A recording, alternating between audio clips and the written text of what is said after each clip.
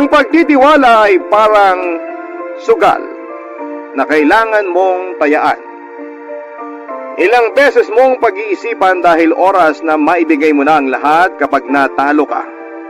Wala nang bawian at maaari kang umuwing luhaan. Ikaw kabarangay, sa anong paraan nasira ang tiwalang ibinigay mo sa taong mahalaga sa iyo? Dear Papa Dudut, mapagpalang araw po sa inyo at sa lahat ng mga nakikinig sa inyong programa. Palagi po ako nakikinig sa mga kwentong ibinabahagi ninyo. Hindi man po makaparinig sa radyo ay nakaabang naman po ako sa Facebook page ng Barangay LS 97.1. Number 1 po kasi kayo sa amin. Marcia na lamang po ang itawag ninyo sa akin. 32 years old na sa kasalukuyan, graduate po ako sa kursong BS Customs Administration. Pero mas pinili ko magtrabaho na kaagad kesa mag-take ng Customs Brokers Licensure Examination. Bali 27 years old pa lamang ako nang mangyari ang kwentong ibabahagi ko sa inyo.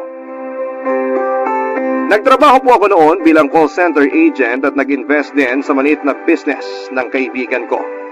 Hindi naman sa nagyayabang pero kumikita ako noon ng higit pa sa kailangan namin ng nanay ko.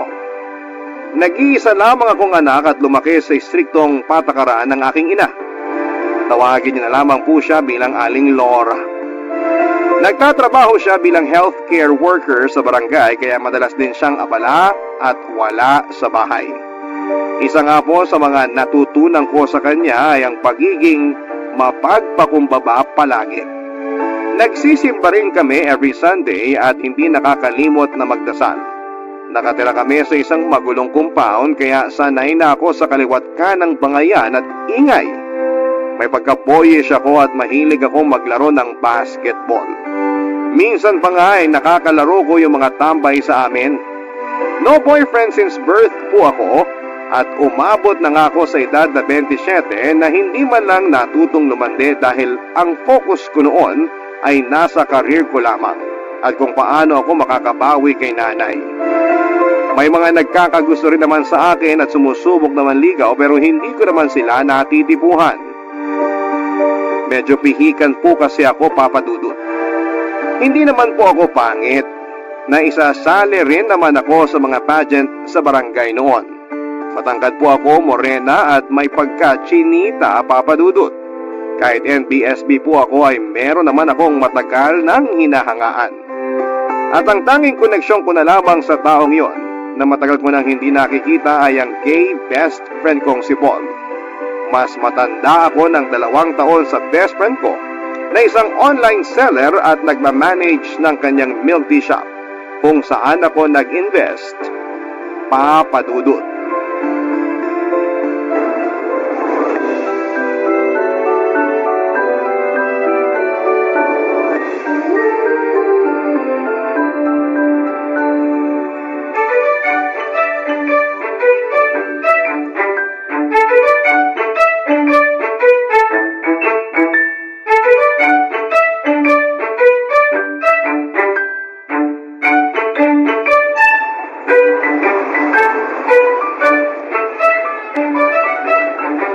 Bakla, nandito ka na naman.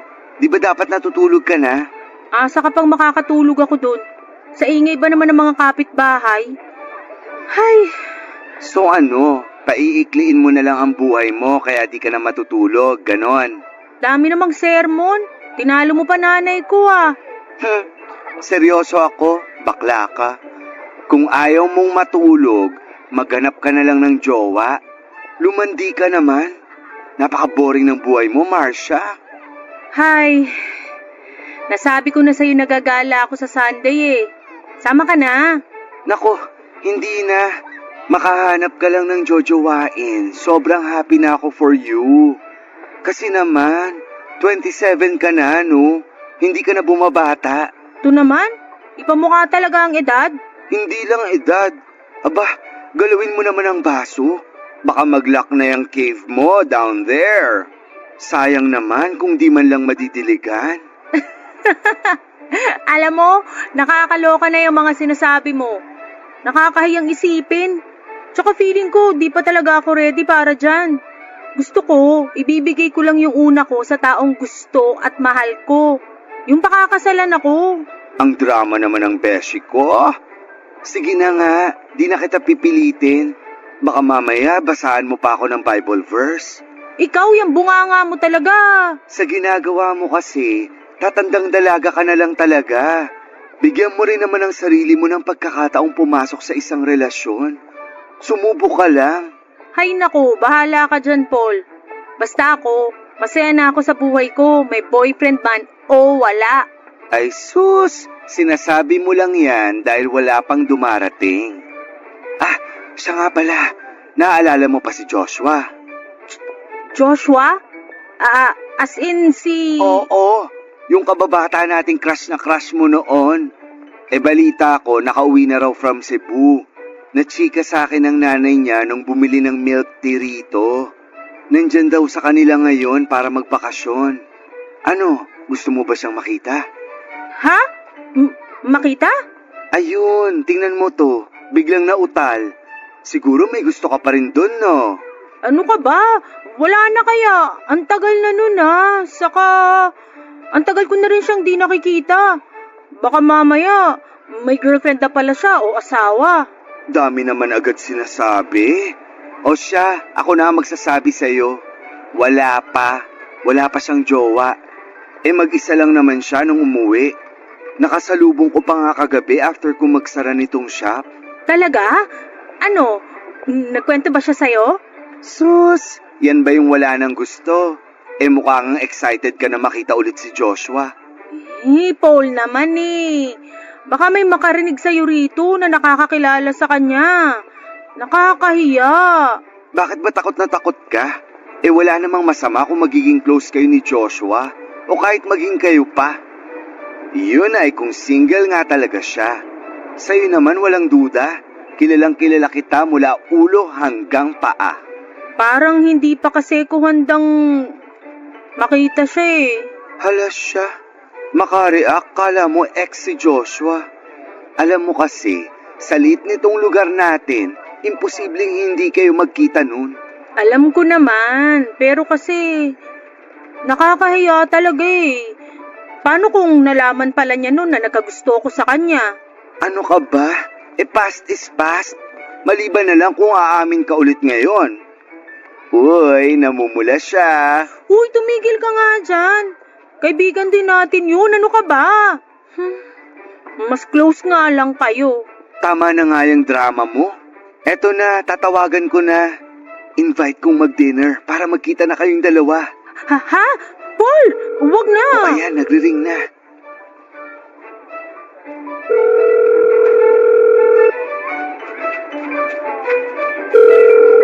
Tagal sumagot ha. Wag na kasi. Shh, ayan na, sumagot na. Hello, Paul? Mukhang na-miss mo ako agad Kakabigay ko lang ng number ko kahapon, di ba? Ano lang, invite sana kita mag-dinner. Pwede ka ba? May gusto lang kasing makakita sa'yo. Paul, ano ba? Sure. Send mo lang sa akin yung details kung saan. Darating ako. Papadudo 25 years old na si Joshua. Tulad ni Paul ay isa rin siya sa mga kababata ko noon. Maaga lang siyang nag-mature dahil breadwinner siya ng pamilya. Ayon naman sa mga kwento ni Paul ay natupad daw ang pangarap ni Joshua na maging civil engineer. Ang kaso lamang ay kagagaling lang daw nito sa breakup with his long-time girlfriend. Mahigit 5 taon din daw ang relasyon nito sa dating nobya. Tulad ko ay mahilig din sa basketball si Joshua. Para sa akin ay hindi naman siya mahirap magustuhan, lalo na't hindi nalalayo ang mga hilig namin. Bukod kasi sa pagiging sporty niya ay mahilig din siyang mag-road trip at pumunta sa mga magagandang pasyalan.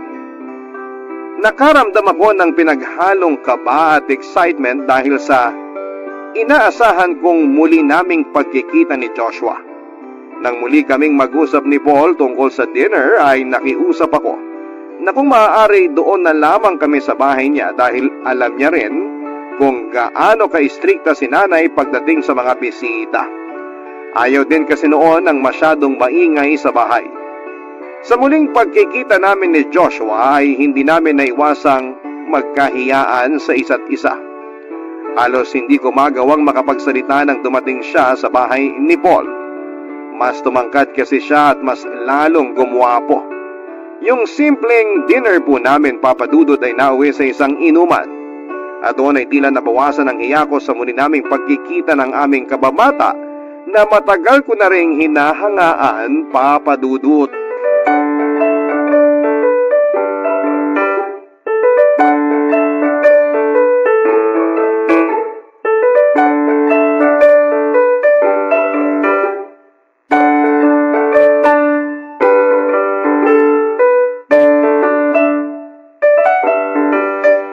Marami pa akong beer sa ref. Magpakalasing tayo ngayong gabi. Bukas may trabaho na tong si Marcia. Oo nga, sulitin na natin. Mukhang busy ka na naman bukas. Di ka na namin maaabala. Grabe kayong dalawa ah. Siyempre trabaho yun. Dapat focus tayo, di pwede pa istorbo. Sus, trabaho. Kahit nga yata di ka magtrabaho ng ilang buwan, di ka naman magugutom.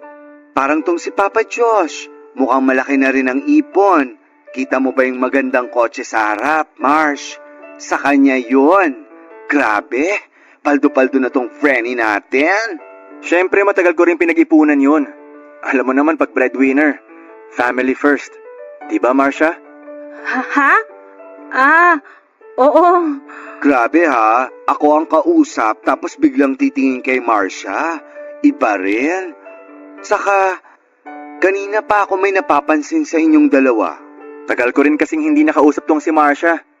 Wait, may boyfriend ka na ba? Baka mamaya may magalit dahil nandito ka. Boyfriend? Wala pa rin eh. Pa rin? So, never ka pang nagka-boyfriend? Paano naman magkaka-BF yan? Napaka-istrikta ng nanay niya. Kulang na lang ipasok sa kumbento yang si Marcia. Uy, Paul, huwag ka namang ganyan sa nanay ko. Wala namang masama sa paraan ng pagpapalaki niya sa akin. Yung kawalan ng boyfriend sa loob ng maraming taon, choice ko rin naman yun. Sige na nga, sorry na. Ikaw naman, Joshua, bakit kayo nag-break ng jowa mo? Bakit naman sa akin napunta yung topic? Past is past, di ba? Syempre, ang tagal ka naming di nakita, no? Makikichismis lang naman ng konti sa mga ganap mo sa life. Masama ba yun? Paul, wag na. Masyado na yatang private yun para pag-usapan. Sorry, parang di ko pa kasi kayang pag-usapan sa ngayon. Inom na lang tayo. Sige na nga. Pero ang boring naman kasi kung wala tayong pag-uusapan. Wait, alam ko na. Ibalik na lang natin kay Marcia ang topic. Konti na lang talaga. Masasabunutan na kita. Talaga lang ha? Paano yung sabunot ng mahinhin? Paranas nun. Pero seryoso, Marcia. Bakit nga ba hindi ka pa nagkaka-boyfriend? Wala ka man lang bang nagugustuhan? Sigurado naman ako na may nanligaw na rin sa'yo.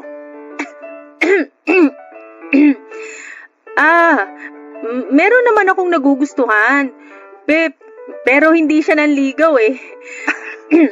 Baka naman kasi masyadong manhid yung nagugustuhan mo. Huwag na nga nating pag-usapan. Hindi naman niya kasalanan kung di niya ako gusto, no? Well, ang masasabi ko lang, ang swerte ng lalaking yon para magustuhan mo. Tingin ko pa naman sa'yo, mataas standards mo pagdating sa mga lalaki. Hindi naman sa mataas. Gusto ko lang talagang mapunta sa matinong tao. Yung di ako sasaktan ng pisikal at pure ang intention sa akin. Well, since single naman kayo pareho at kilala nyo na rin ang isa't isa, what if maging kayo na lang? Uy, Paul, ano ka ba? Kakagaling lang ni Josh sa breakup, tapos bibiruin mo ng ganyan. Ayos lang. Pero alam ko naman na kahit makamove on na ako hindi rin magpapaligaw si Marcia. Mukhang hindi naman yung mga kagaya ko ang type niya Akala mo? Bakit naman may patakip ng bibig? Ang daldal mo masyado, Beshi. Uminom ka na lang kaya, pwede? Siya nga pala, na-miss ko yung bonding natin dati. Yung tumatambay tayo dyan sa may kanto tapos kumakain ng tusok-tusok. Actually, ang tagal na nga rin naming hindi yan nagagawa. Gawin natin uli? Naku, kayo na lang. Na-miss ko rin naman ang ganung bonding. Pero masyado akong busy sa aking business. Kaya nyo na yan. Teka lang ha, CR lang ako. Balik ako agad. Sure ako, di na babalik yan. Mukhang lasing na rin eh. Ikaw ba? Ayos ka lang? Oo, ayos lang naman ako. Pero medyo tinatamaan na rin. Huwag kang mag-alala. Ihahatid naman kita pa uwi kapag hindi mo na talaga kaya. Salamat ha. Alam mo, tama ka. Mukhang ni Ninja Move si Paul. Tutulugan na tayo nun. Pagkatapos ng dinner at inuman namin yon ay napadalas na rin ang pag-uusap namin ni Joshua Papadudut. Kwentuhan sa chat, sa tawag at video call. Madalas akong niyayayang lumabas ni Joshua kung saan-saan na rin po kami nakakarating noon. Pareho kaming mahilig mamasyal sa mga malalayong lugar. Hindi ko nga akalain na makakarating pa kami ng Zambales. At para mas magkaroon ng oras ay nag-resign na ako sa trabaho ko. Nag-decide na lamang ako na maging freelance para hawak ko ang oras ko. Aminado ako na habang tumatagal, ay mas lalong lumalalim ang nararamdaman ko para kay Joshua. Samantalang ramdam ko naman na namiss niya lang ako noon bilang kababata niya. Hanggang sa magkayaan kami pumunta sa Ilocos. Masaya at sinulit namin ang oras sa magagandang tanawin doon.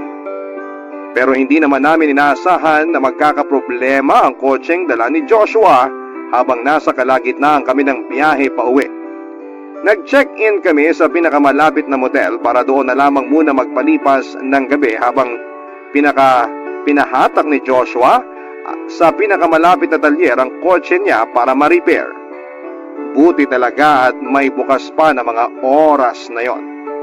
Sa loob ng kwarto namin, naiilang ako sa presensya ni Joshua dahil kaming dalawa lamang ang magkasama sa loob. May tiwala naman ako sa kanya pero naroon pa rin ang pag-aalinlangan ko.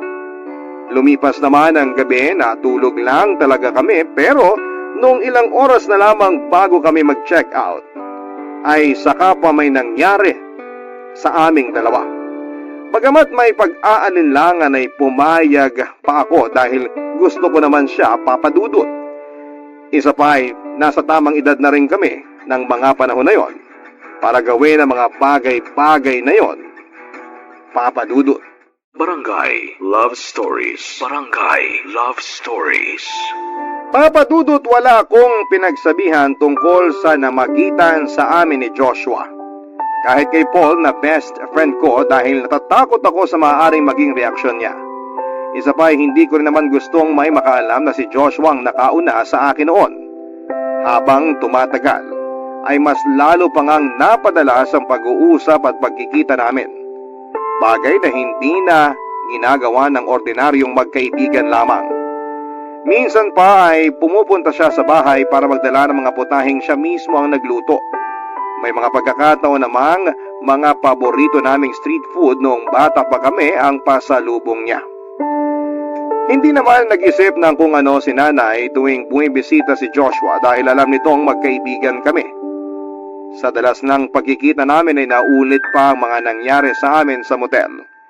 Pero yung sumunod na pagkakataon sa mismong bahay na namin nangyari yon habang wala si nanay noong araw na yon. Hanggang sa mahigit 10 beses pa yung naulit.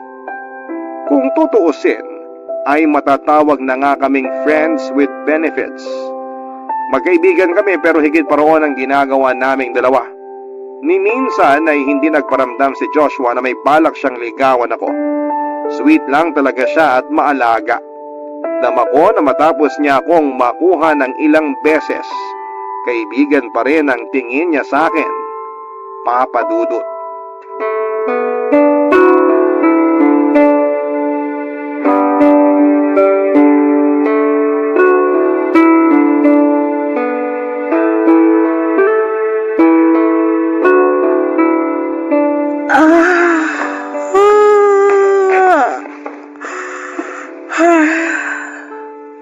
Nay, ano pong dinner natin? Magluluto ako ng kare-kare. Gusto mo ba ulit ng vegetable salad? Igagawa kita. Wag na po, Nay. Magra-rice po ako ngayon. Masyado kasi akong nagutom kanina.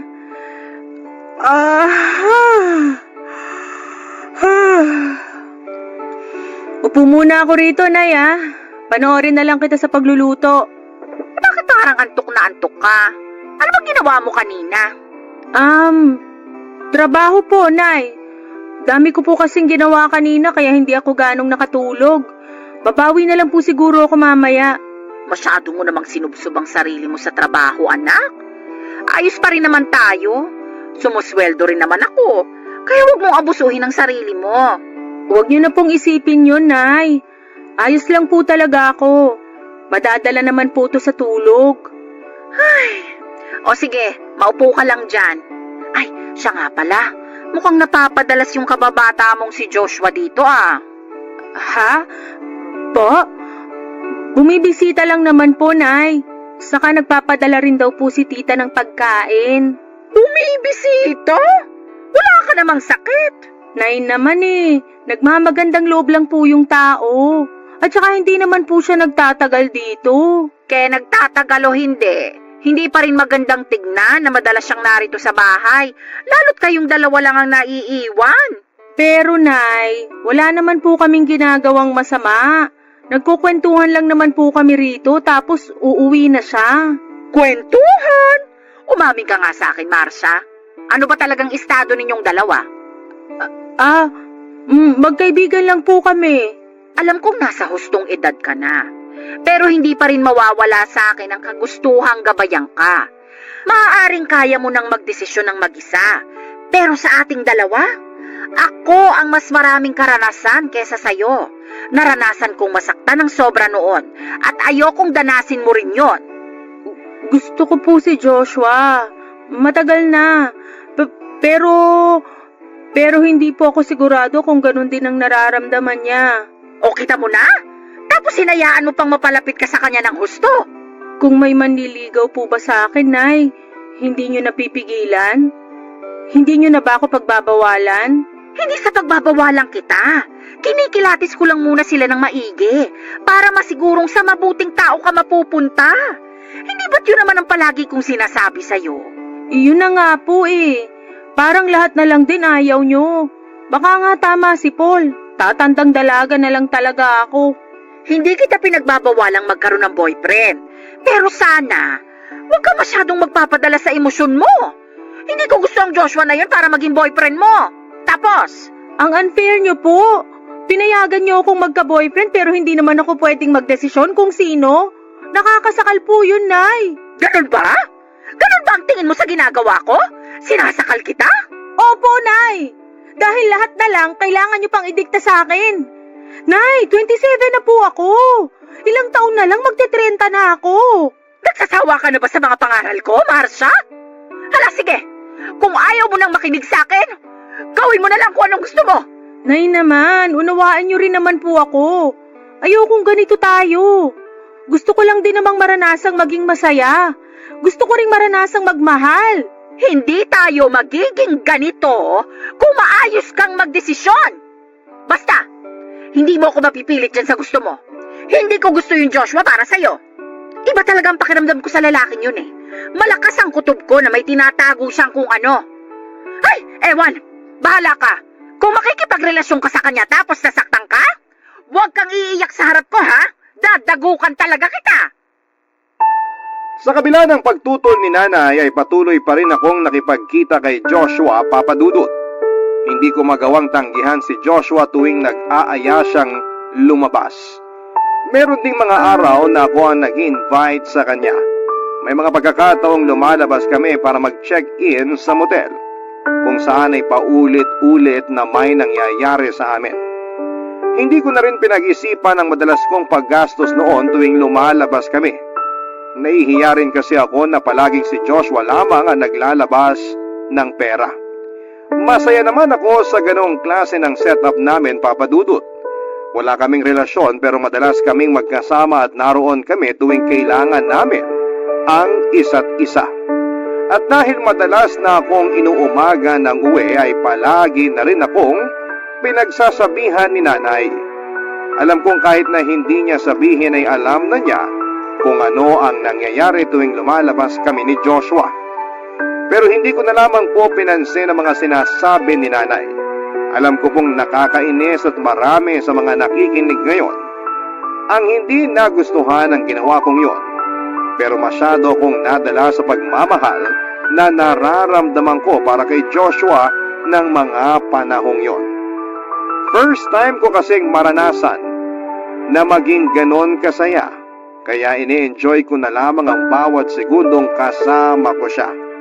At naging bulag sa mga bagay na sana'y noon ko pa nakita, Papa Dudut.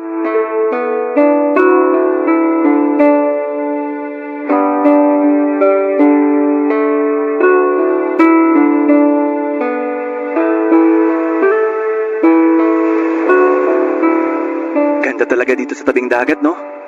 Sana pala noon pa tayo nakapunta dito. Oo nga eh. Sayang di kita agad nasama dito. Hindi rin kasi ako masyadong makalayo nun dahil sa trabaho ko. So paano yun? Mag-isa ka lang pumupunta dito dati? Oo, wala rin naman ako ibang makakasama eh. Wala naman ako masyadong friends. Madalas si Paul ang kasama ko. Kaya nga halos itaboy na ako nun kasi lagi ako nakatambay sa shop niya eh. Ikaw kasi, masyado mong binubor ang sarili mo. Sana pala noon pa ako bumalik para lagi kang may kasama. Ikaw talaga? Paano naman trabaho mo kung lagi mo kong sasamahan? Wala namang problema sa trabaho ko. Tsaka gusto ko talagang sulitin ang bakasyon ko rito kaya ayoko munang isipin ang trabaho. Ikaw, kumusta naman yung bago mong trabaho? Okay naman. Nakakapagpahinga naman ng maayos. Nalilibang din kasi nandyan ka. Ako lang pala yung kulang. Hindi no. Kaya sino ba yung sinasabi ni Paul last time na nagugustuhan mo raw? Ha? Wala yun. Ano ka ba? Nagbibiro lang talaga si Paul noon. Panukso niya kasi lagi sa akin yun. Hindi ako naniniwala. Baka naman pwede mo nang i-share sa akin kung sino. Ngayon ka pa ba mahihiya sa akin? Kung kailan nagawa na natin... Joshua! Huy! Kailangan pa bang banggitin yun? Alin? Yung may nangyari na sa atin ng maraming beses, pero nahihiya ka pa rin sa akin? Nakita mo na nga lahat sa akin eh. Sabi lang wag mo nang banggitin eh. Ito naman, nangahampas pa. Mapanakit ka. Tsaka, bakit ka ba nahihiya? Eh tayo lang naman na nandito. O sige nga, magsasalita ba yung mga bato sa harap natin para i-judge ka? Ayoko na ha. Tama na. Feeling ko talaga lulubog na lang ako sa kinauupuan ko. Napakamahiyain mo naman. Pero parang di ka ganyan nung nandun tayo sa motel. Alam mo, kung yan lang pag-uusapan natin, uuwi na lang ako. Teka, dito ka lang. Huwag kang umalis. Ito nagtampo naman agad. Sorry na. Payakap nga. Yakap lang ha. Paano kung may gusto pa ako bukod sa yakap? Sandali. May gusto pala akong itanong sa'yo. Ano yon? Yung ex-girlfriend mo, wala na ba talaga kayo noon? Para kasing lagi kang umiiwas kapag napapag-usapan natin siya eh. Wala na nga kami noon. Nakipaghiwalay na ako bago pa magbakasyon dito. Hanggang ngayon ba naman duda ka pa rin sa akin? Hindi naman sa ganon. Gusto ko lang makasiguro. Kasi naman, ilang beses nang may nangyari sa atin. Tapos, ganon na lang ba yon? Anong ibig mong sabihin? Ano ba talaga tayo, Joshua? May patutunguhan ba tong ginagawa natin? Ang seryoso mo naman. Siyempre darating din tayo ron. Pero sa ngayon, may iba akong gustong gawin. At sa pagkakataong to, sa loob naman ng kotse ko. Uy, Joshua! Papadudod sa kagustuhan ko na mag-level up naman ang relasyon namin ni Joshua, ay sinimulan ko na mag-effort para sa kanya. Alam kong magkaibigan pa rin kami pero gusto kong maramdaman niya kung gaano siya ka-espesyal sa akin. Nang sumapit nga ang birthday niya ay nagplano ako ng surprise celebration para sa kanya. Kinasabwat ko pa noon ang nanay niya at bunsong kapatid. Nagluto ako sa bahay nila at umorder ng karagdagang handa. Habang nagluluto, nagkukwentuhan kami ng nanay ni Joshua. At dahil ang alam lang ng nanay niya ay mag-best friend kami, Marami itong naikwento sa akin. Akala ko nga po, ang nagplano ng sorpresa, hindi ko alam na mababaligtad pala. Ako pala yung masosorpresa ng araw na yon. Natuklasan ko na hindi naman pala totoong graduate ng civil engineering itong si Joshua. Third year college pa lang daw ito nang huminto ito sa pag-aaral. Bumagsak daw sa mga major subject at hindi na nagpatuloy dahil sa mga barkada. Halos hindi naman ako makapaniwala sa mga nalaman ko dahil alam kong matalino naman si Joshua. At dahil hindi nakatapos ng kolehiyo ay nahirapan daw na makahanap ng trabaho si Joshua hanggang sa sinubukan itong mamasukan bilang welder sa construction sa Cebu. Ilang taon na rin daw ito sa ganong trabaho hanggang sa tinamad ng pumasok at nagpasya munang umuwi para magbakasyon. Sa sama ng loob ko ng araw na yon ay wala sa sarili akong umuwi sa amin, Papa Dudut. Hindi ko na rin tinuloy ang sorpresa para kay Joshua at kahit maraming tanong sa akin ng nanay niya, ni isa sa mga yon ay hindi ko na nagawa pang sagutin dahil sa sorpresang mga nalaman ko tungkol kay Joshua. Barangay Love Stories. Barangay Love Stories. Papadudot bukod sa pagsisinungaling ni Joshua tungkol sa trabaho niya ay nalaman ko rin mismo sa nanay niya na nabuntis niya ang ex-girlfriend niya. Tinakasan lang daw ni Joshua ang responsibilidad sa dating nobya para malayang makapagbuhay binata. Halos hindi maproseso ng utak ko ang mga nalaman ko ng panahon na yon. Pakiramdam ko kasi sa nangyayaring yon sa akin ay parang pumasok ako sa isang teleserye at hindi ko na magawa pang makalabas. Hindi ko kasi akalaing maluloko ako ng ganon at hindi nang basta kung sino lang kundi si Joshua pa na kababata ko at pinagkakatiwalaan ko ng sobra. Sa kabila ng mga nalaman ko ay pinili ko pa ring solohin na muna yon dahil sigurado ako na kapag nalaman ni nanay ang tungkol doon ay katakot-takot na sermon at matinding pangaral ang aabutin ko sa kanya. Hindi malabong ipamukha niya sa akin ang maling desisyong nagawa ko. Nasa una pa lang ay sinubukan na niyang tutulan. Nawalan ako ng gana sa trabaho at madalas na lamang nagmumukmok sa kwarto ko. Tinawagan ako ni Joshua ng paulit-ulit pero wala kahit isa roon ang sinagot ko. Akala niya ay nagtatampo lamang ako ng panahon na yon. Wala pa kasi siyang ideya na alam ko na ang mga kasinungalingan at panluloko niya sa akin, Papa Dudut.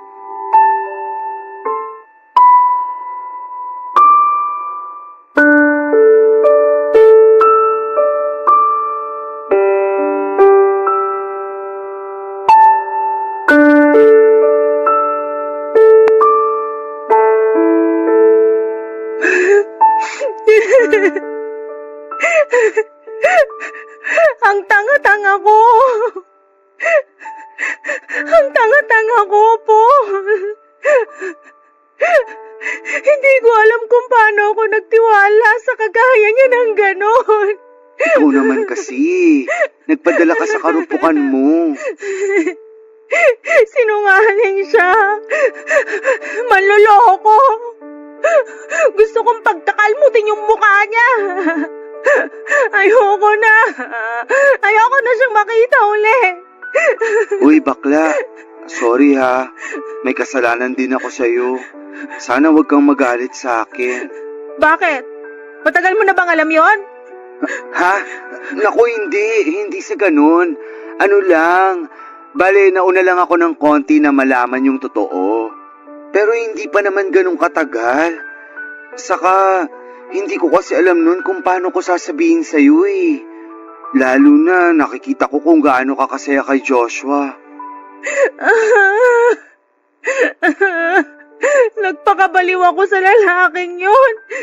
Na hindi naman dapat nangyari kung nakinig lang ako sa nanay ko nung una pa lang. Naiintindihan ko naman yung nararamdaman mo. Kaya sige lang, umiyak ka pa. Ganun na ba ako kadesperada? Sa sobrang kasabikan ko na magkaroon ng boyfriend at magkaroon ng experience, hindi ko na nakita yung mga red flag sa kanya. Ang bobo ko. Ay, tama na yan. Huwag mo naman isisi lahat sa sarili mo. Hindi naman ikaw yung nanloko eh. Alam mo, ang mabuti pa, kumprontahin mo na siya. Hindi ko alam kung paano ko siya haharapin. Sobrang sakit kasi ng ginawa niya. And to think na may bata siyang tinalikuran para lang magawa pa rin niya magbuhay pinata. Napaka-irresponsable niya. Beshi, alam kong HB ka na. Pero kasi, may nalaman pa akong iba. Ito, ipapakita ko sa iyo yung convo namin ng kakilala ko. Kakilala rin ni Joshua to? Hindi lang basta kakilala. Friends sila. At kauuwi lang niyan galing US. At eto ha, nung makakwentuhan ko siya sa shop, last week lang, Bax. Sabi niya, sa kanya raw nangihiram si Josh ng big bike at kotseng ginagamit niyo sa paggala niyo kung saan-saan. Nagalit pa nga tong friend niya kasi nagasgasan daw yung pinto ng kotse niya. Ay nako, ibang klase rin talaga yang si Joshua. Ay, Oh, natahimik ka na naman dyan. Baka mamaya bigla kang tumawa tapos magwala ah. Bax, kakapundar ko lang ng mga gamit dito sa bahay ko. uuwi na ako, Paul. Ha? Teka, hatid na kita. Wait lang pala, mukhang may bisita ako. Sino kaya yun? Ay, ngayon pa talaga. Bax, diyan ka lang muna. Puntahan ko lang sandali. Sige lang.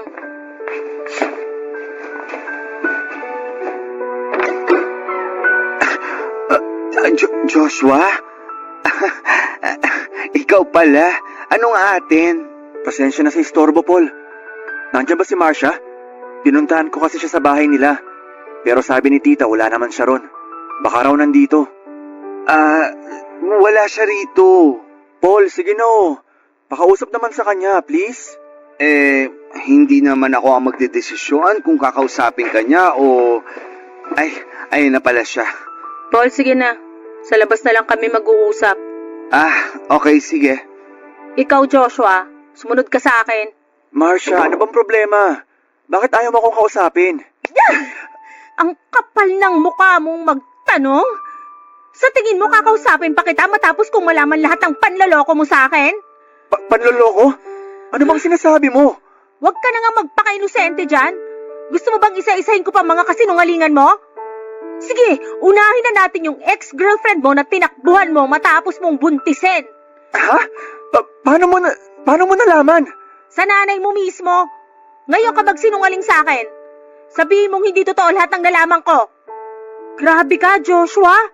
Iniwan mo yung nabuntis mo para magbuhay binata ka dito. Ginago mo kung hayop ka. Sandali lang. Magpapaliwanag muna ako, Marcia. Wag na. Hindi na kailangan. Nalaman ko na lahat ng kailangan kong malaman mula sa nanay mo. Napakasinungaling mo. Pinagmukha mo akong tanga. Maling-mali ako ng pagkakakilala ko sa'yo. Patawarin mo ko. Hindi ko alam kung mapapatawad pa kita sa lahat ng panloloko mo sa akin. Sana nagsabi ka na lang ng totoo para hindi na tayo umabot sa ganito. Huwag ka nang magpapakita sa aking buwisit ka. Marcia! Utang na loob, layuan mo na ako.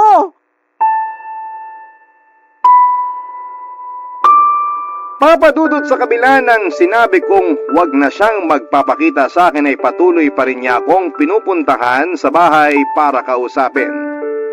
Ilang beses niyang sinubukang humingi ng tawad pero kahit makausap man lang ako ay hindi ko na siya pinagbigyan. Dahil din sa madalas niyang pagpunta sa amin ay nakarating na kay nanay ang mga nangyari. Akala ko noon ay susumbatan ako ni nanay sa hindi ko pakikinig sa kanya. Pero hindi ganoon ang nangyari. Isang mainit na yakap mula sa kanya ang natanggap ko. Doon ko lang napagtanto kung gaano kabuti ang intensyon ni nanay sa pagtutol niya noon sa kagustuhan kong makipagrelasyon kay Joshua. Pero nangyari na ang mga nangyari kaya tinanggap ko na lamang ang pagkakamali ko. Para makaiwas kay Joshua ay naghanap na lamang ako ng trabaho na malayo sa kanya. Pumayag naman si nanay na mag-solo na muna ako dahil nasa tamang edad na rin naman daw ako. Palagi akong tumatawag doon kay nanay para mangumusta at paminsan-minsan naman ay binibisita ko siya. Pero kahit na anong iwas ang gawin ko, Papa Dudut, ay tadhana na mismo ang nagtulak para muli kaming magkita ni Joshua matapos ang 2 taon.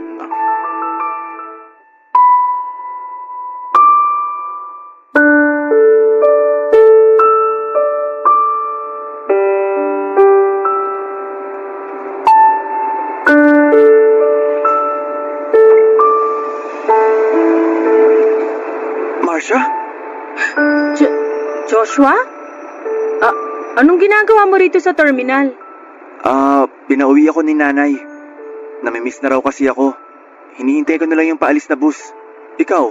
Obvious ba? Malamang uuwi rin. Hay! Sa dami naman na makakasabay ko, ikaw pa talaga. Galit ka pa rin pala sa akin. Sorry. Ano bang inaasahan mo sa muling pagkikita natin?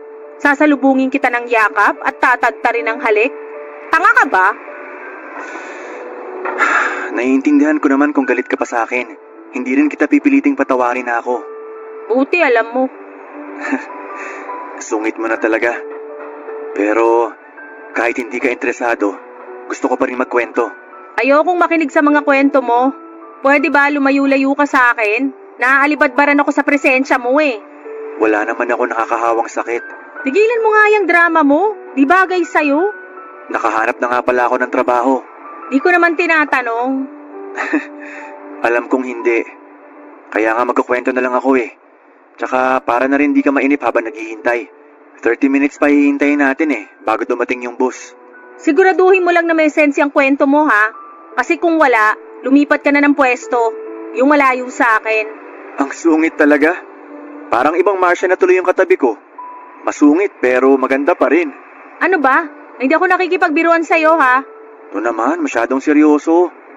Eto na, nakahanap na ako ng maayos na trabaho. Sa call center din, gaya mo dati. Kailangan na kasi, para alam mo na, makapagpadala man lang sa anak ko. Buti naman naisip mo yan. Finally, may ginawa ka ring tama. Kasi kung di mo kayang maging responsableng boyfriend, maging responsable ka man lang dun sa anak mo. Hindi naman niya kasalanan na nabuo siya ng tatay niyang bano. Alam ko naman na kasalanan ko talaga na nakabuntis ako ng wala sa oras. Na-realize ko na rin lahat ng pagkakamali ko. Kaya salamat, ikaw yung nagpa-realize sa akin ng mga nagawa kong pagkakamali. Kahit di dahil sa akin, kailangan mo talagang akuin mga pagkakamali mo. Ang tanda mo na, isip bata ka pa. Tama ka, naging isip bata nga ako. Kaya sorry talaga, Marcia. Alam ko na hindi madadaan sa sorry lang yung nagawa ko sa'yo. Pero sana, okay pa rin sa'yo na maging magkaibigan tayo. Seryoso? Ito na nga lang nakausapin ka, labag pa sa kalooban ko, tapos makikipagkaibigan ka pa? Style mo rin, bulok. Sige na oh. Hindi mo naman ako kailangan kausapin lagi. Kahit wag mo ako pansinin. Yung malaman ko lang na tinuturing mo pa rin akong kaibigan, malaking bagay na para sa akin yun. Sobrang bigat pa rin kasi ng nararamdaman ko. Galit na galit pa rin ako sa sarili ko sa nagawa ko sa'yo. Arte ah. Deserve mo naman talagang mabigatan. Laki kaya ng kasalanan mo sa akin. Pasalamat ka nga kasi iniwasan lang kita. Kung sa ibang babae mo ginawa yon, baka pinahiya ka pa sa social media. Kaya nga sising-sisi ako. Kasi napakabait mo para lokohin lang. Kung tutusin nga, ang swerte na magiging first boyfriend mo kung sakali. Kung nagtinulang sana ako sana yun eh. Pero hindi ko rin kaya noon na maglakas loob na ligawan ka. Kasi nga, alam mo na. Pwede ba? Huwag mo nang ipaalala yun. Naiirita na naman ako sa'yo eh. Kung gusto mo makipagkaibigan pa rin sa akin, tuloy mo na lang yung maganda mong ginagawa. Maging responsable kang ama sa anak mo at mag-focus ka na lang sa pamilya mo. Gagawin ko yun, Marcia. Hindi lang para sa sarili ko. Hindi para sa anak ko o para sa pamilya ko. Para na rin sa'yo. Ipapakita ko na nagbago na ako hanggang sa kaya mo na talaga akong patawarin. Di mo na kailangang sabihin sa akin yan. Gawin mo na lang. Baka matuwa pa ako sa'yo. Basta, salamat talaga. At sorry ulit. At dahil naka-move on na rin naman ako sa nangyari ay pinatawad ko na si Joshua para na rin sa ikakatahimik ng konsensya niya. Pumayag din ako na makipagkaibigan pa rin sa kanya pero hindi na kami tulad ng dati. Ang mahalaga ay natuto na siya sa mga pagkakamali niya at kahit paunti-unti ay nagagawa na niyang itama. Papa Dudut, noong araw na nagkita ulit kami ni Joshua sa terminal ng bus ay 1 taon na lang at magte-30 na ako. Pero wala pa rin akong nagiging boyfriend. Masyado kasi akong lapitin ng mga cheater at playboy. Buti pa nga ang BFF kong si Paul, nakatagpo na siya ng gwapo at maalagang boyfriend. Pero 3 buwan lang mula nang muli kaming magkita ni Joshua ay may nakilala ako sa isang dating site. Lisensyadong civil engineer siya at nag-match naman kami sa mga hilig namin, lalo na pag-usapang tusok-tusok. Sa pagkakataong yon ay sinigurado ko muna na lahat ng sinabi niya sa akin ay totoo at hindi gawa-gawa lamang. Dahil nadala na talaga ako noon kay Joshua at matapos lang ang ilang buwan naming pagdidate ay ipinakilala na niya ako sa mga magulang niya. Hindi ko na rin naman pinatagan ang panliligaw niya dahil pareho lang naman kami ng nararamdaman para sa isa't isa. Hindi ko po akalain na sa kabila ng mapait at pinagdaanan ko sa first love ko ay makakahanap pa ako ng lalaking matino. Papadudot, sa mismong araw na sinagot ko ang first boyfriend ko ay saka naman dumating ang isang malungkot na balita sa akin.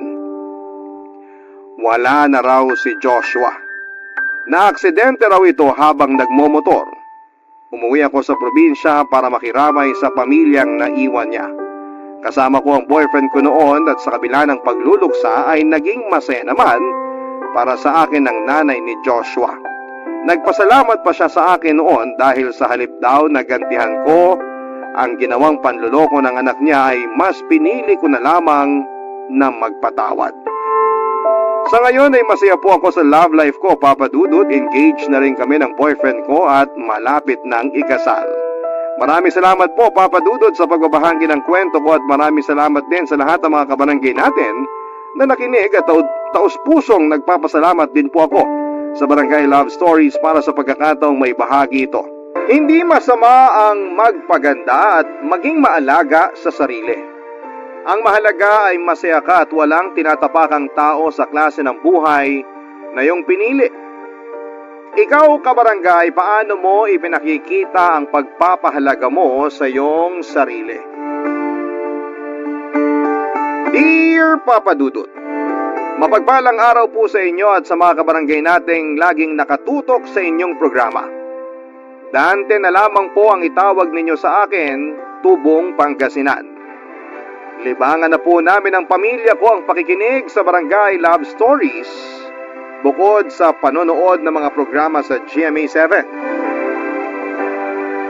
58 years old na po ako sa ngayon at yung kwento ko naman ay nangyari 13 taon na ang nakakalipas. Pangingisda na po ang naging hanap buhay ko noon mula nang makapagtapos ako ng high school. Meron din akong kapatid na itago na lang natin sa pangalang Mando. 10 taon ang agwat naming dalawa.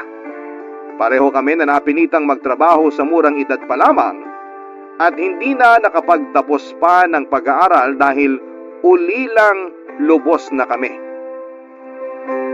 Maputi naman ako noon, Papa Dudut, at masasabi ring magandang lalaki. Pero nasunog na lamang ang balat ko sa araw dahil sa klase ng trabaho ko. Noong una ay maliit lang ang kinikita ko sa pagsama sa pangingisda. Maliit lang kasi ang bangkang ginagamit namin, pero sa katagalan ay nadagdagan na rin naman yon nang isama na ako ng tiyuhin ko sa laot. May-ari siya ng malaking fishing boat at siya rin ang operator nito. Nang panahong yon, Papa Dudut, ay may kinakasama na ako. Amor na lang ang itawag namin or natin sa kanya. 11 taon ang agwat namin. Dalaga pa siya nang makilala ko at mukha pang mas bata kesa sa edad niya. Mahilig kasi siya sa mga nabibiling beauty products. Maganda siya at maganda rin ang hubog ng katawan. Nahirapan nga ako na ligawan siya noon dahil marami akong naging karibal sa kanya. 2 taon pa lang kaming nagsasama ni Amor, Papa Dudut. At dahil palagi akong nasa laot ay siya lang ang naiiwang mag-isa sa bahay, kasama ang mga alaga kong aso na sina Patik at Brownie. Hindi pa man kami nagsasama ay alaga ko na ang mga yon. Inaabot naman ng 1 linggo o higit pa yung pangingisda namin, Papa Dudut.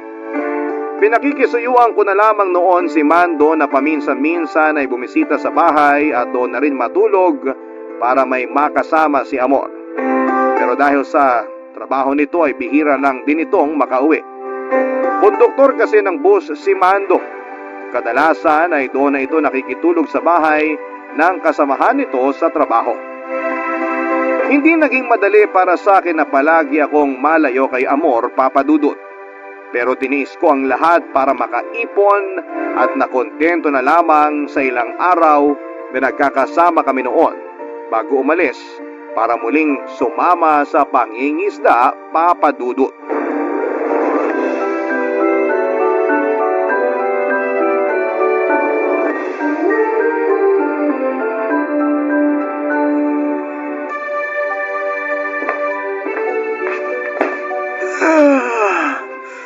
Ay, grabe, nakakaantok.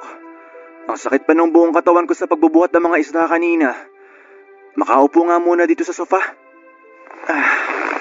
Ikaw naman kasi, pwede namang hindi ka muna sumama kahit 1 linggo lang.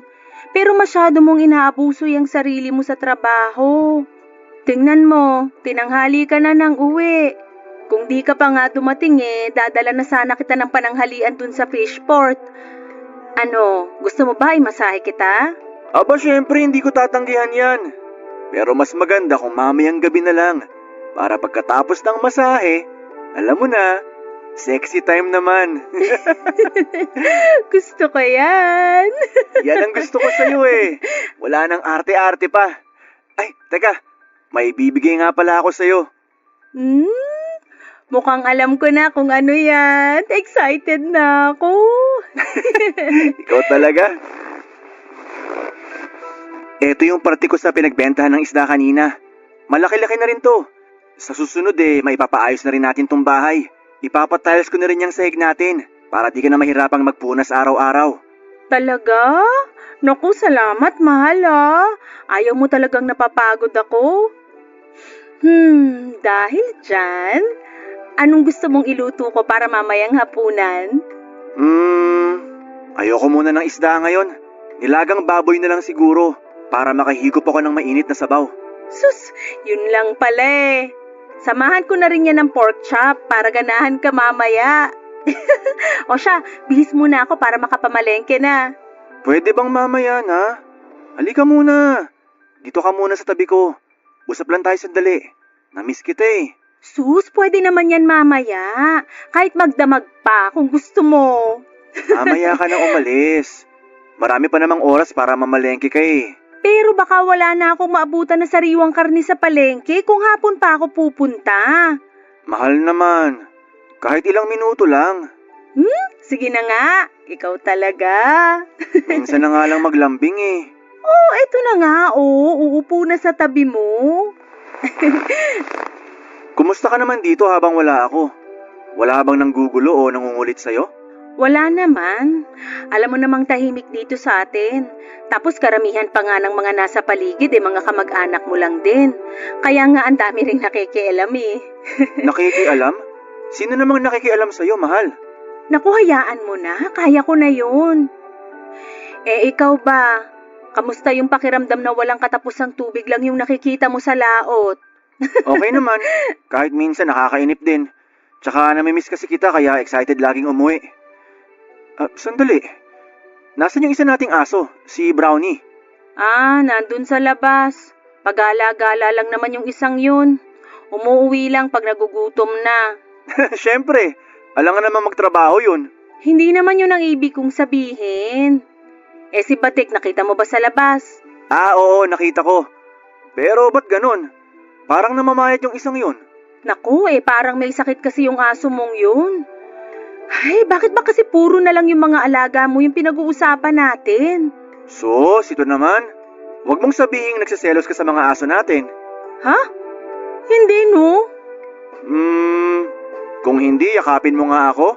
Yung mahigpit ha. Tapos samahan mo na rin ng manamis-namis na halik. Alam mo, ikaw, ang aga-aga pa para dyan sa kaharutan mo. O bakit? May oras ba dapat yun? Na-miss nga kita eh. Namiss din naman kita, pero pwede bang maligo ka muna? Medyo amoy daing ka na eh. Amoy kabibilad na daing pa lang naman.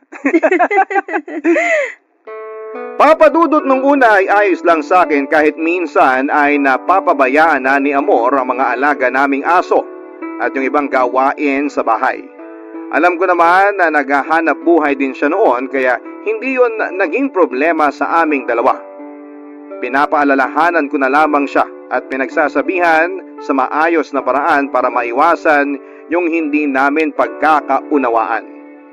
Noong sunod na uwi ko naman ay pinahinto ko na siya sa pagmamanicure para hindi na niya kailangang pumunta sa kung saan-saan para maghanap ng customer. Katwiran ko naman noon ay sapat na yung kinikita ko sa pangingisda para sa aming dalawa, kaya hindi na niya kailangang magtrabaho pa. Pero kahit nasa bahay na lamang siya at wala nang ibang ginagawa ay naging pabaya pa rin siya noon, papadudot. Bukod pa roon, ay may mga pagkakataon din na umuuwi ako na hindi si Amor ang naaabutan ko sa bahay, kundi yung mga kalat na mukhang ilang araw nang hindi nalilinis. Tuwing tinatanong ko naman siya kung saan siya pumupunta ay lagi niyang inililihis ang usapan. Nagtanong-tanong ako sa iba kong kamag-anak na kapitbahay lang namin noon kung may alam sila sa madalas na pag-alis ni Amor. At hindi ko nga inaasahan nang sabihin nilang madalas nang nakikita sa sugalan ng kinakasama ko. Bagay na kahit minsan ay hindi niya nabanggit sa akin.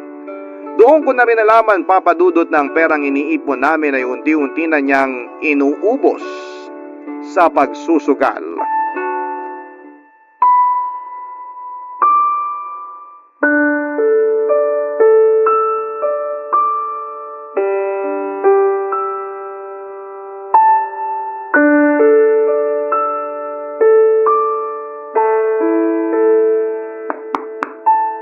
Nandito na ako, mahal. Pabukas naman ang pinto. Nako, mukhang wala siya rito ah. Bubuksan ko na nga lang. Teka, nasa na nga ba yung susi ko? Eto.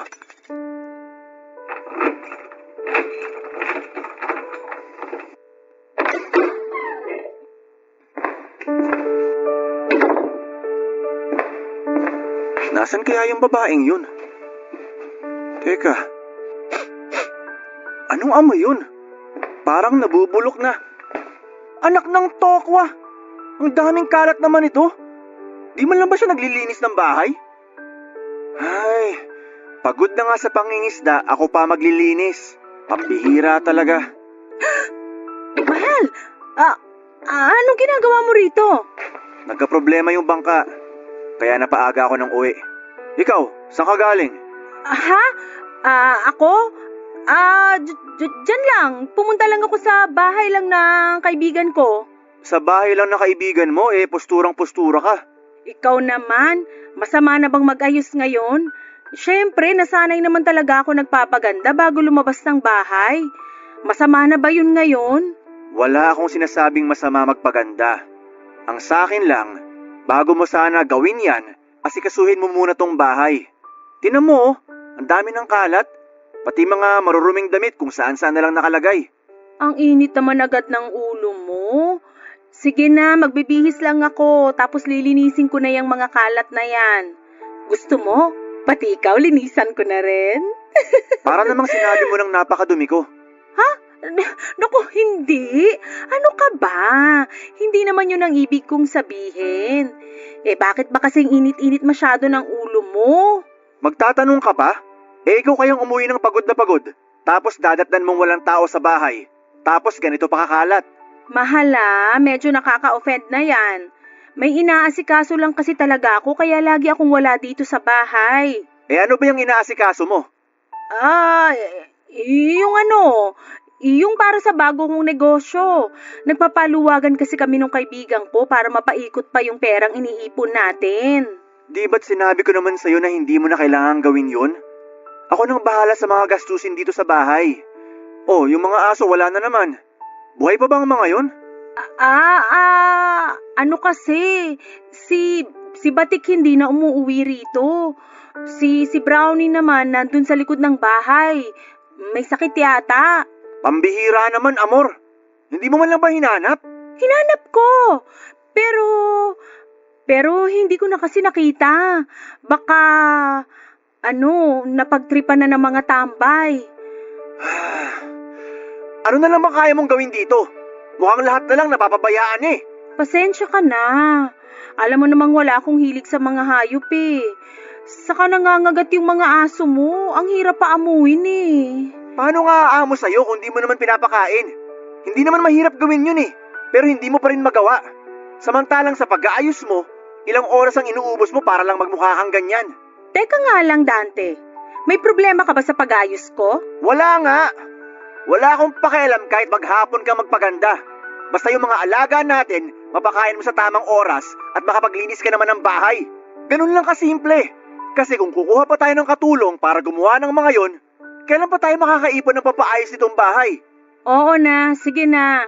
Maglilinis na at pakakainin ko na yung mga alaga nating aso. Hahanapin ko rin uli si Batik. Pero please naman, huwag ka nang magalit. Hindi lang yun ang ikinagagalit ko. Meron pa? Ano ba kasi yun? Sabihin mo na nang matapos na to. Magsabi ka nga ng totoo. Sa kaibigan ka ba talaga pumupunta? O tumatambay ka sa sugalan? Ha? Sino naman nagsabi sa'yo niyan? Hindi na mahalaga kung sino nagsabi sa akin nun. Sagutin mo na lang yung tanong ko sa'yo. Hindi yun totoo. Ano ka ba naman, mahal? Huwag ka nang magalit dyan. Ipagluluto na lang kita ng masarap na ulam pagkatapos kong maglinis ng bahay. Siguraduhin mo lang na hindi ka nagsisinungaling kasi hindi mo magugustuhan yung gagawin ko pag nagkataon. Mga padudot, bagamat pinalampas ko ang nagawa ni Amor ng panahong yon, ay hindi pa rin nawala ang pagdududa ko sa kanya. Kahit kasi hindi ko ito itanong ay meron pa rin nakapagsabi sa akin na hindi lang sa pagsusugal na uubos ang perang ibinibigay ko kay Amor, papadudot.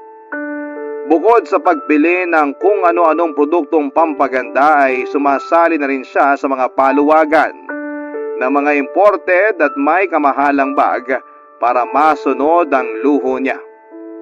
Wala naman sanang problema kung gagastusin niya ang pera para sa sarili niya gamit ang sarili kong pera.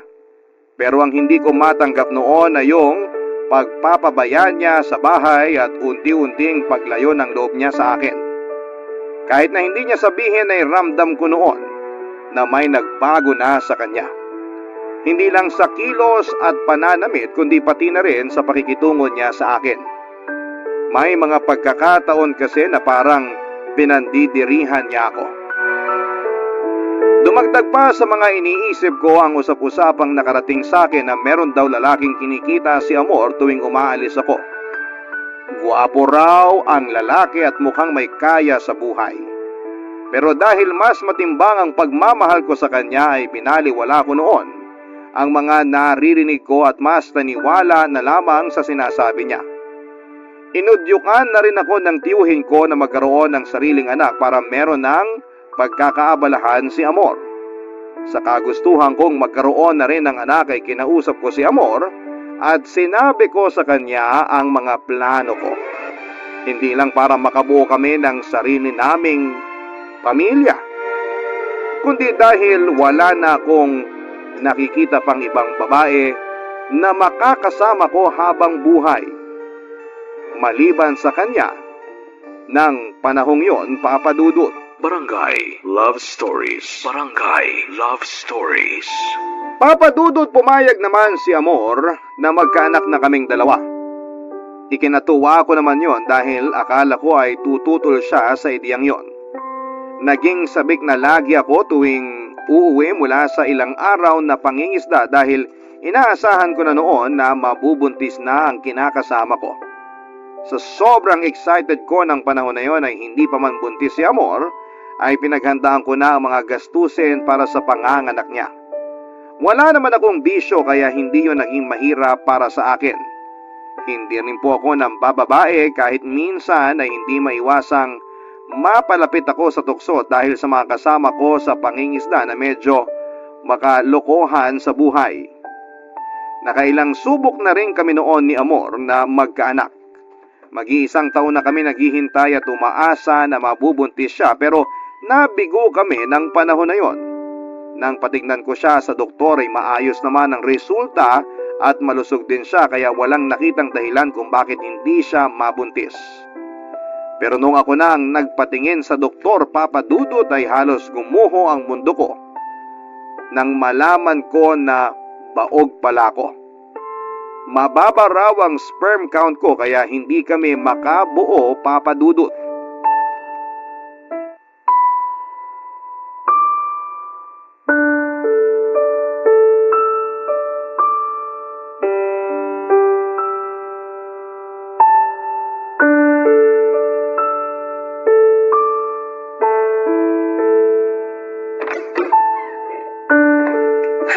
Sa wakas, nakauwi rin.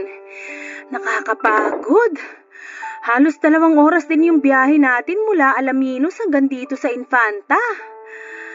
Ay. Uy, ba't ang tahimik mo dyan? Nagugutom ka na ba? Magluluto ako ng... Wala akong ganang kumain.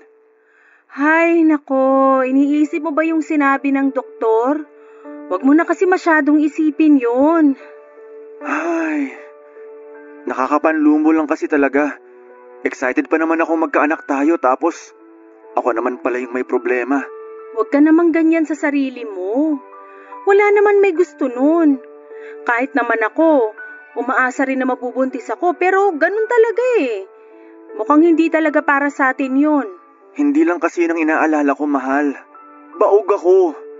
Ano pang kwenta ng pagiging lalaki ko kung hindi naman ako magkakaanak?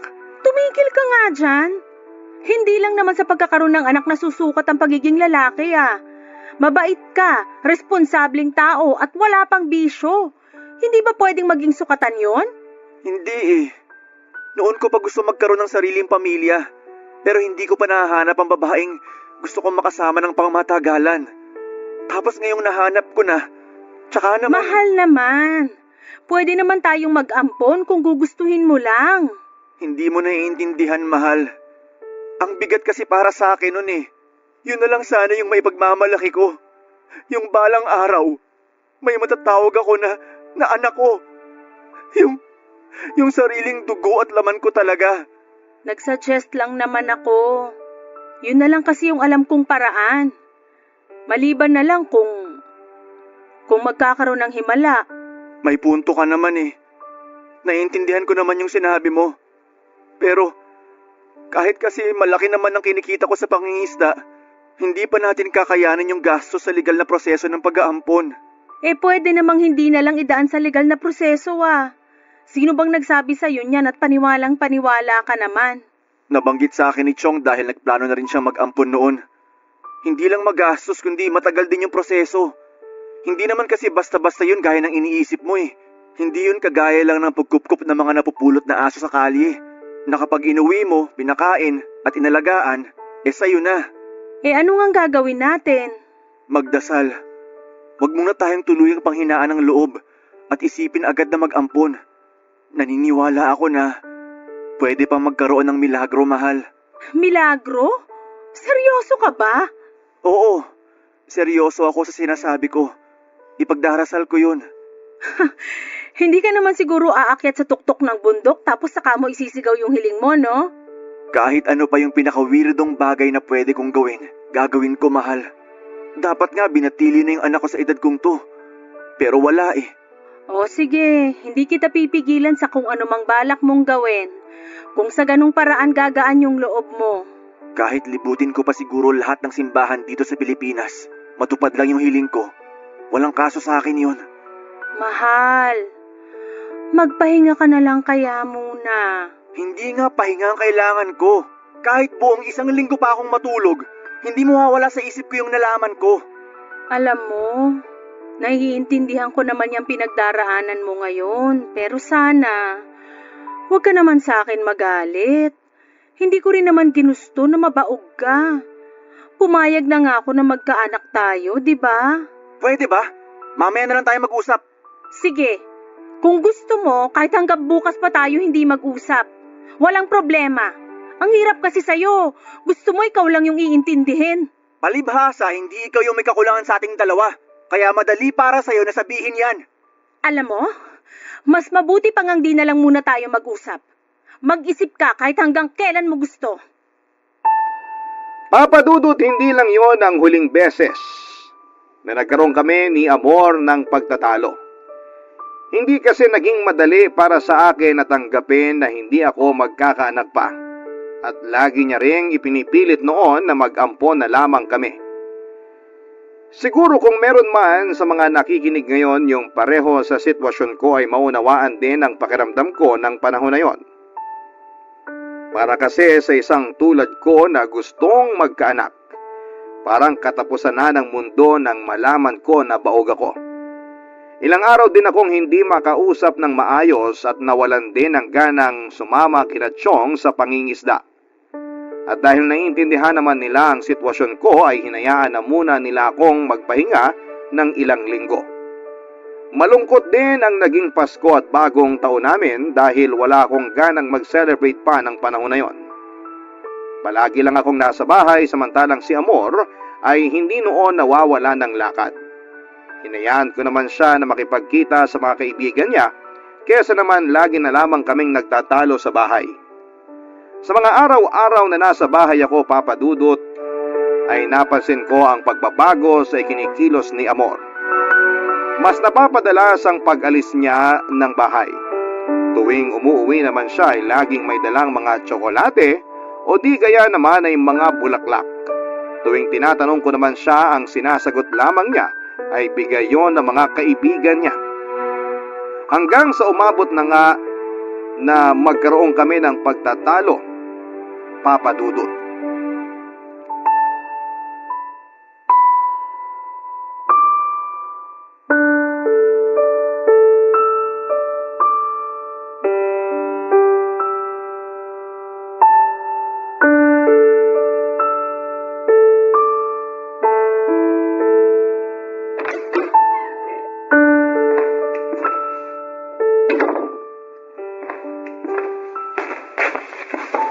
Saan ka na naman galing? Nagkayayaan lang kami ng mga kaibigan ko. Napasarap lang yung kwentuhan. Eh, ikaw, bakit gising ka pa? Di ba dapat natutulog ka na? Tigilan mo nga ako sa kalokohang yan. Araw-araw kayo nakikita ng mga kaibigan mo. Tapos inaabot pa kayo ng 10 oras ng gabi. Anong klaseng kwentuhan ba ginagawa nyo, ha? Makatanong ka naman, parang iba na yung tinutumbok mo eh. Eh anong gusto mong isipin ko? Maghapon kang wala rito. Ni hindi ko alam kung saan ka pumunta dahil basta ka na lang din umaalis. Ganon. Dapat pala, sa bawat oras na aalis ako, magpapaalam pa ako sa'yo. Ang higpit mo naman. Hindi kita pinaghihigpitan. Babae ka. Hindi magandang inaabot ka pa ng gabi sa labas. Tapos hindi ka man lang nagsasabi. Maghapon ako nag-aalala. Nakapagtanong-tanong pa ako sa mga kapitbahay kung may nakakita sa'yo. Pero alam mo kung anong nalaman ko? Anong nalaman mo? Kita mo na? Sa reaksyon mo pa lang na yan, halatang may itinatago ka sa akin. Kung ako sa'yo, umamin ka na lang. Kesa ipamukha ko pa sa'yo yung kagaguhang ginagawa mo. Anong kagaguhan? Sinabi ko naman, di ba? Mga kaibigan ko lang yung kasama ko kanina. Hindi naman mahirap intindihin yon. Sige, pagbibigyan kita. Akin yung cellphone mo at tatawagan ko yung sinasabi mong kaibigan. Kapag mali ako, tatanggapin ko yon. Pero kapag ikaw ang mali, hindi ko na yun palalampasin pa. Hindi. Nagpapahinga na yung tao tapos iistorbohin mo pa dahil lang dito? Talaga ba? Kung wala kang itinatago sa akin, hindi ka matatakot na kausapin ko yung sinasabi mong kaibigan. Akin na yung cellphone mo! Hindi! Kahit ano yung sabihin mo, hindi ko ito ibibigay sa'yo. Ibibigay mo ng kusa? O sapilitan ko yung kukunin dyan sa bag mo? Wala akong ibibigay. Tapos ang usapan. Akala mo ba hindi ko napapansin yung pag-aayos mo? Na dati naman hindi mo ginagawa? Yan. Yan kasing hirap sa inyong mga lalaki. Pag nag-aayos kami, minamasama nyo. Pag nagmukha naman kaming losyang, maghahanap kayo ng ibang mas maganda sa amin. Alam mong di yan ang pinupunto ko. Eh ano? Parang masyado kasing big deal sa'yo yung pag-aayos ko eh. Kung alam mo lang, ang dami kong naririnig tungkol sa'yo. Sa pagsusugal mo, Sa pagsali mo sa paluwagan ng mga mamahalin mong bag, aanin mo ba yung mga yon? Hindi tayo mayaman! Kaya naman pala galit na galit ka. Ayaw mong gastusin ko yung pera mo. Yung mga bag na galing sa paluwagan, pwede ko rin ibenta yung mga yon pag nagipit tayo. Hindi tayo magigipit kung marunong ka magtipid at gamitin ang pera sa tama. Kung di mo ako pinatigil sa pagtatrabaho, di sana kumikita ako ng sarili kong pera at hindi ko na kailangang umasa sa'yo. Sa tono ng pananalita mo, parang pabigat lang ako sa'yo eh. Wala sanang problema sa paggastos mo kung nagagamit mo sa tama yung pinaghirapan ko. Hindi mo ba naiisip? Ang swerte-swerte mo. Ikaw, nandito ka lang sa bahay, nagagawa mo lahat ng gusto mo, nabibigay lahat ng luho mo. Samantalang ako, nagtitiis ang laot kahit nakakalungkot kasi ang layo-layo ko sa'yo. Huwag ka na lang kasing magbigay kung isusumbat mo lang din naman. Kaya ko rin kumita ng sarili kong pera. Hindi tayo magtatalo at mauuwi sa sumbatan kung di ka lang sana gumagawa ng kalokohan. Wala eh. Ayaw mo pa rin umamin.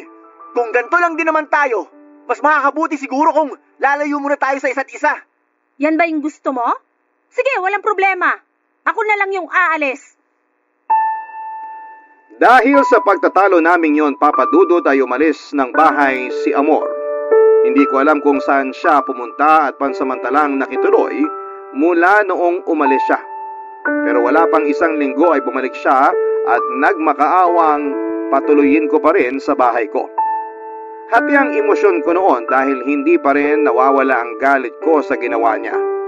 Pero sa kabilang banda ay natuwa ako na pinili pa rin niyang bumalik sa akin.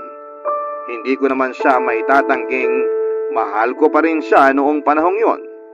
Mas pinili ko noon na hindi na lamang pakinggan ang mga kwentong naririnig ko mula sa mga kamag-anak ko. Tutol kasi sila sa desisyon kong pabalikin si Amor, lalo na yung kapatid kong si Mando. Baka raw kasi hindi ko nakilala yung babaeng pinatutuloy ko sa pamamahay ko. Ilang linggo mula noong magsama ulit kami ni Amor ay napadalas ang pagkahilo niya at pagsusuka tuwing umaga. Bukod pa roon ang ilang palatandaan na maaaring buntis nga siya. Nang panahong yon, Papa Dudut. Barangay Love Stories. Barangay Love Stories. Papa Dudut, natuwa ako nang makumpirmang buntis si Amor. Sa pag-aakalang nagkaroon nga ng himala kahit napatunayan ng baog ako. Batid kong yung iba sa mga nakikinig ngayon ay naiinis sa paraan ng pag-iisip ko ng panahon na yon. Pero naging bulag ako sa posibilidad na hindi ko anak yung dinadala ni Amor. Dahil na rin siguro yon sa matinding kagustuhan ko na maging isang ama. Noong malaman ni Mado ang tungkol sa pagbubuntis ni Amor ay agad itong naghinala. May pagkakataon daw kasi noon na habang nasa laot ako ay naaabutan ni Mando na walang tao sa bahay tuwing uuwi ito kahit 10 oras na ng gabi. May posibilidad kasi na ilang araw ding hindi umuwi noon si Amor at bumabalik lang sa bahay kapag alam niyang pauwi na ako. Nagte-text din ako sa kanya tuwing nakakasagap na ako ng signal. At dahil nga sa mga nalaman ko ay napalitan ang sayang nararamdaman ko ng pagdududa, Papa Dudut.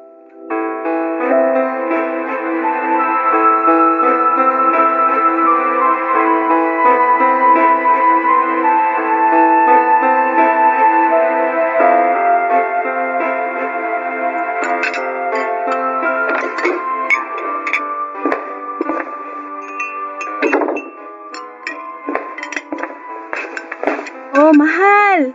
Nandiyan ka na pala. Halika na, naghahanda na ako ng Sa hapunan. tingin mo makakakain pa ako? Matapos kong malaman yung tungkol sa mga kalandian mo habang wala ako? Ano na naman ba yun? Pwede ba? Huwag ka na magmaang-maangan pa. Dahil marami na rin nakakita sa'yo na kung sino-sinong lalaki nakakasama mo tuwing wala ako. Paulit-ulit na lang tayo, Dante. Wala nga akong lalaki. Baka yung nakita nilang kasama ko nung araw na yun yung kasali rin sa paluwagan. Paluwagan? Huwag mo nga akong ginagago. Paluwagan ng bag? Sasali yung mga lalaking nakitang kasama mo? Alam mo, ayoko makipagtalo sa'yo. Makakasama pa sa pagbubuntis ko yung ginagawa mo. Alalahanin mo, anak mo tong dinadala ko. Ha? Bakit? Gaano ka ba kasiguradong sa akin yung dinadala mo, ha? Baka naman bunga na yan ang kalandian mo. Sige na, huwag ka nang mahiya. Aminin mo na kung sino yung ama ng bata. Wala akong kailangang aminin sa'yo. Ikaw ang ama ng batang to at hindi kung sino lang. Akala ko ba gustong-gusto mo maging tatay? Oo, gusto ko maging tatay. Pero hindi sa paraang sasaluhin ko yung bunga ng kalandian mo. Hanggang kailan mo ba ipipilit na hindi ikaw yung ama nito, ha? Naduduwag ka na ba? Kaya pinapasa mo na lang sa iba yung responsibilidad mo? Wala akong ipinapasang responsibilidad. Alam mo sa sarili mo na hindi ako ang ama niyan. O baka naman hindi mo na rin alam kung sino sa kanila. Tumigil ka na! Sumusobra ka na sa mga binibintang mo sa akin. Anong akala mo sa akin? Pokpok na basta na lang titihaya sa kung sinong makakasama ko? Nakita ka ng tiyahin ko. Nadatnan ni Mando na walang tao dito sa bahay, dis oras ng gabi, at ilang beses pa yung naulit. Sige nga, ipaliwanag mo yun ngayon. Makikinig ako. Baka sakaling paniwalaan ko pa yung kasinungalingan mo. Ano? Di ka na makapagsalita? Kasi, totoo. Totoo lahat ng mga sinasabi nila tungkol sa'yo. Pagod na ako. Kaya kung may ginawa ka, umamin ka na lang. Hindi yung pinagmumukha mo pa akong tanga. Sabihin mo na lang sa akin yung totoo. Bakit naghanap ka pa ng iba? Sorry. Nadala lang ako ng tukso. Eh di inamin mo rin. Bakit ka natukso? Dahil ba mas gwapo sila at mas mabango? Hindi. Huwag ka nang mahiya. Sabihin mo na lang yung totoong dahilan. Hindi ka nga nahiya nung nalalaki ka eh. Huwag ka na magpanggap na mahiya ka pa dyan sa katawan mo. Sige. Gusto mo ng diretsahang sagot? Oo, mas gwapo sila. Mas mabango at mas magaling sa kama. Yun ba? Yun ba yung gusto mong marinig? Huwag mong sipain yung panang mesa. Sa akin kagalit, di ba? Alam mo kung bakit ako nagkakaganito? Kasi yung katwiran mo. Alam mo naman kung anong trabaho ko. Mangingista ako, amor. Malansa at mainit sa laot. Anong inaasahan mo pagbalik ko? Maputi at mabango pa rin ako? Hindi ako tanga. Alam ko naman yon, pero sana hindi mo pa rin pinabayaan ang sarili mo. Tingnan mo yung itsura mo. Mapagkamalang ka ng tatay ko. Ang lupit mo! Inibutan mo na ako sa ulo. Iniinsulto mo pa ako. Sino ba nagsimula nito? Di ba ikaw rin naman? Hindi ko yun gagawin kung nagtino ka lang sana. Tigilan na natin to. Pagod na ako makipagtalo sa'yo. Bukas na bukas din, umalis ka na sa pamamahay kong to. Ayoko nang makita ni anino mo rito. Papadudot kong nahirapan akong tanggapin yung pagiging baog ko. Hindi ko akalaing mas mahihirapan pala ako na tanggapin ang panlulokong ginawa ng babaeng balak ko pa sanang pakasalan ng panahong yon. Umalis nga si Amor kinabukasan. Balita ko noon ay doon siya nakituloy sa bahay ng kaibigan niyang nagpapaluwagan ng mga mamahaling bag. Bukod doon ay wala na akong iba pang balita tungkol sa kanya. Mula noong mawala siya sa bahay, aminado po ako na nami-miss ko pa rin ang presensya niya. Nasanay kasi ako noon na siya ang lagi naghahanda ng pagkain namin.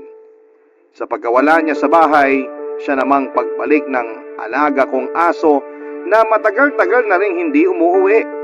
Kahit pa paano ay nabawasan ang lungkot na nararamdaman ko noon. Alam ko na tama lang ang naging desisyon kong palayasin siya para ipamukha ang panlulokong ginawa niya sa akin habang nagpapakahirap akong magtrabaho para sa aming dalawa. Pero may parte sa akin na pinagsisisihan kong itinaboy ko siya. Dahil na rin siguro mahal ko pa rin siya noon sa kabila ng lahat ng maling nagawa niya. Hindi ko inaasahang babalik siya sa akin makalipas lang ang halos 1 buwan mula nang palayasin ko siya. Paulit-ulit siyang humihingi ng kapatawaran na hindi ko naman kaagad ibinigay. Tinanggap ko siya at muling pinatuloy sa bahay ko, papadudot. Wala na raw kasi siyang ibang matutuluyan kaya nakiusap na lamang siya sa akin kung pwedeng makituloy pansamantala. Marupok man akong maituturing ng panahon na yon, ay hindi ko na lamang yon inisip. Lalo na't nadala na rin ako sa awang nararamdaman ko nang malamang tinakasan siya ng lalaking nakabuntis sa kanya. Alam ko rin kasi na hindi siya babalik sa akin at makikiusap na patuloyin kung may iba pa siyang malalapitan. Inisip ko na lamang noon ang batang nasa kanyang sinapupunan na walang kamalay-malay sa ginawa niyang kalokohan. Ilang buwan ding malamig ang pakikitungo ko sa kanya at batid ko na aalis din siya kapag nakahanap na ng malilipatan, pero habang tumatagal ay mas lalo pong naging mahirap para sa akin na paalisin siya sa ganong kalagayan niya, Papa Dudut.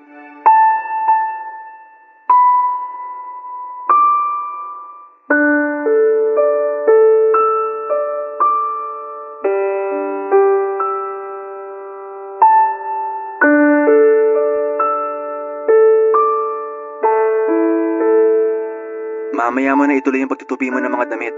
Mag-almusal ka na muna rito. Nagtimpla na ako ng kape. Mamaya na lang ako. Mauna ka na. Anong oras ka pa matatapos dyan? Kaya mag-almusal ka na muna. Hindi rin maganda sa buntis na nagpapalipas ng gutom. Sige. Salamat ha. Medyo hirap ka na sa pagtayo ah. Oo. Maselan kasi tong pagbubuntis ko, kaya kahit 5 buwan pa lang medyo hirap ng kumilos.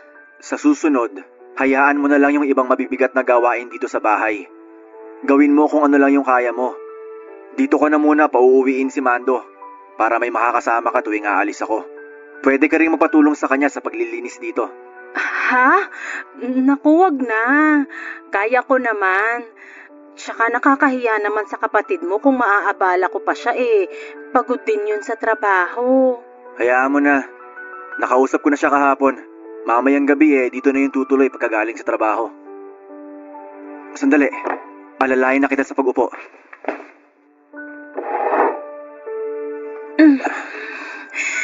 Salamat. Kumain ka ng marami ah. Sige, salamat. Ituloy mo na lang yung pagtutupi mo ng mga damit mamaya. Ako na lang yung magluluto ng tanghalian natin. Sige. Ikaw ang bahala. Nga pala, tuloy pa ba yung paglipat mo? Oo, tuloy naman yun. Ano kasi, kulang pa yung naitabi kong pera para sa pangrenta. Pasensya ka na kung natagalan na ako rito sa bahay mo. Huwag ka mag-alala. Siguro, mga 1 buwan na lang at makakaalis na rin ako. Hindi naman kita pinapaalis. Naitanong ko lang kasi sabi mo nga, masela niya pagbubuntis mo. Baka lang mahirapan ka kung lilipat ka pa. Pero, paano ka magkakaroon ng bagong girlfriend kung nandito pa rin ako sa bahay mo? Baka maging dahilan pa ako ng... Wala naman akong nililigawan, kaya imposible magkaroon ako ng girlfriend. Ay, wag na nga natin pag-usapan yan. Ganito na lang, wag ka na munang umalis. Wala namang kaso sa akin kahit dito ka tumira hanggang sa makapanganak ka. Tutulungan na rin kita sa gastusin. Tsaka mo na lang ako bayaran kapag kaya mo na. Seryoso ka ba? Ayos lang yun sa'yo? Oo nga. Kaya asikasuhin mo na lang yung sarili mo at yung batang dinadala mo. Wala ka nang kailangan pang alalahanin. Salamat talaga ha. Hindi ko akalain na tutulungan mo pa rin ako sa kabila ng... Yan na naman tayo Nakalipas na yon. Tsaka ayoko na rin pag-usapan pa. Ang mahalaga, maayos ang kalagayan mo at ng batang nasa sinapupunan mo. Napakabait mo talaga, Dante. Lalo ko tuloy pinagsisisihan na niloko kita. Sana mapatawad mo pa ako. Alam mo, aaminin ko, mahal pa rin kita sa kabila ng ginawa mo. Pero masakit pa rin kasi para sa akin yun. Kaya hindi ko pa magawang magpatawad sa ngayon.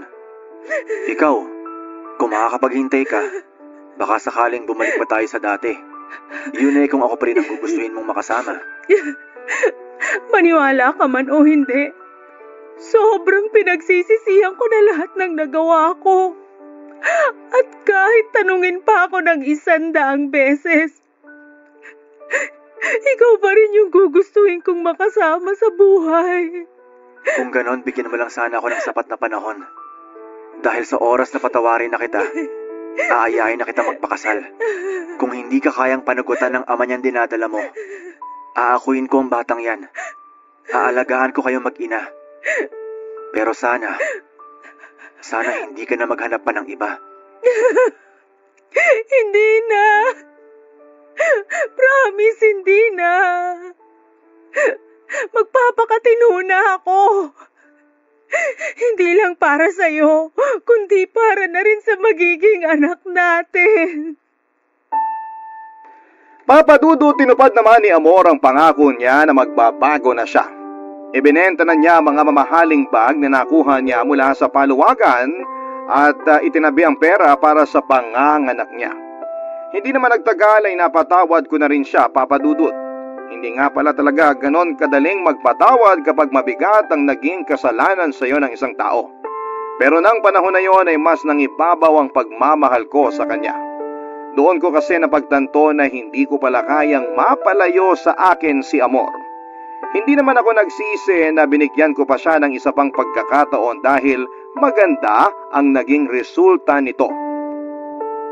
Lalaki po ang sanggol na isinilang niya, Papa Dudut.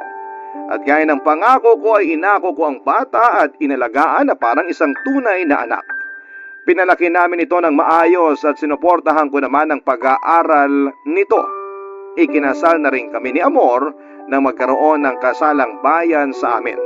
Kaya naman mas tumibay pa ang naging pagsasama naming dalawa. Sa ngayon, Papa Dudut, ay binatilyo na ang anak naming si Leonard. Ipinagtapat naman ng asawa ko ang tungkol sa tunay nitong ama at hindi na yon pinatagal pa. Natuwa naman ako dahil sa murang edad pa lamang ay malawak na ang pangunawa nito. Masaya na rin ako dahil nagkaroon ako ng isang masaya at buong pamilya matapos ang mga pagsubok na pinagdaanan namin ni Amor. Hanggang dito na lamang po ang kwento ko, Papa Dudut. Sana ay nagustuhan niyo po ito at kahit papaano ay kinapulutan din po ng aral. Maraming salamat po sa inyo at sa bumubuo ng Barangay Love Stories. Isang karangalan po na mabigyan ako ng pagkakataon na maibahagi ko ang kwento ko dito sa inyong programa. Number 1 po kayo sa puso naming mga solid ninyong taga-pakinig. Maraming salamat po and God bless sa inyo, Papa Dudut. Ang inyo pong forever kapuso at kabarangay Dante.